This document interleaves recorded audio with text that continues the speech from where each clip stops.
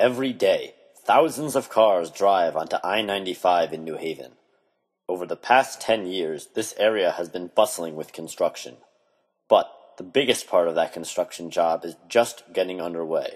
The Pearl Harbor Memorial Bridge, also known as the Q Bridge, is getting a makeover to go from this to this. As John Dunham, supervising engineer for the Q Bridge, explains, the bridge is getting old, and there are a lot more cars using it now than it was originally made for. The current bridge was built in 1955. It was built for a capacity of about 60,000 vehicles per day. Right now, the bridge is carrying in excess of 120,000 vehicles per day. So it's primarily it's under capacity. Can't handle the level of traffic that it's handling right now. The new Q Bridge is actually part of a huge 7.2-mile construction project between exit 46 and exit 54 on I-95.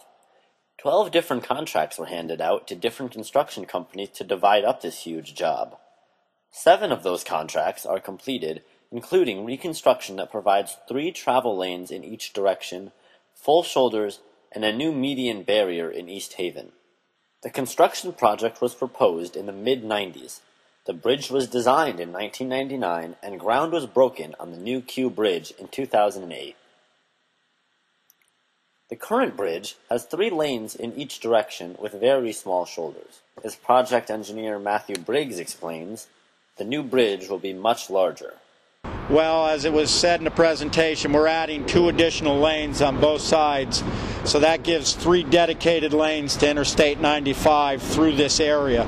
So it should increase our capacity for traffic flow through the area immensely. Will be done up at what we call that abutment, or it's basically a support to the end of the bridge. And then steel will eventually be erected across and over to all those piers over there, and then all the way across the bridge, kind of in the same way that the existing bridge is. The new bridge will be double the size of the existing bridge. The process over the next 5 years will be as follows. A new bridge will be built, and both directions of traffic will move to it. Then the current, old bridge will be demolished, and another bridge will be built there. Finally, one direction of traffic will move to this second new bridge, essentially giving each direction of traffic its own bridge.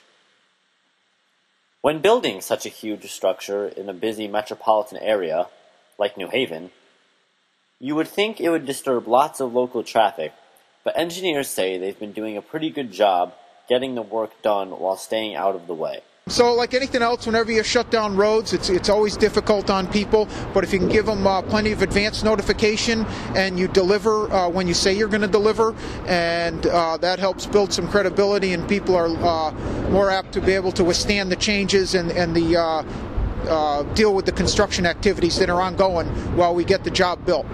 This construction is at least 10 years into the plan.